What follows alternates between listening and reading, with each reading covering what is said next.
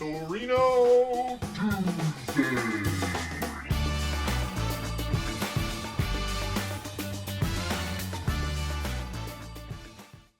Big day today. Huge day. When I fell in love with this car, the first time I ever laid eyes on it was in this bay when you had this bay. And it was lined up with 9 other cars. And I remember the first night I saw it, I sat in it and I was like, man, I want to own this. And I've had it for about 4 years now. And in that 4 years, man, I've had plenty of other projects that we've done. We put an engine in the Mustang, inherited an MGB, been working on that. So it's just kind of been on the wayside.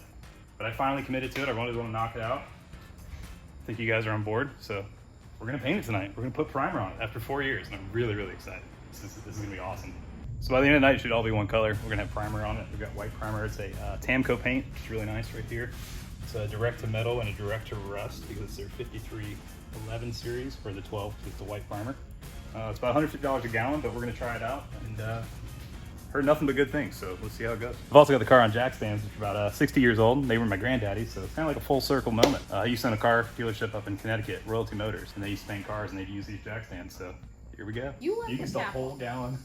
There wasn't a whole gallon. Actually, I did use that. We used all of it. What happens to those when you leave the lids off? Well, they're like gas. Is this the one that they came from- evaporate. All the product evaporates, and you might as well be burning $50 bills.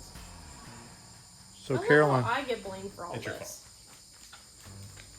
what do you have to say for yourself? It's not my fault. No, this is the moment where she pulls out a $50 bill and just light it on fire on camera.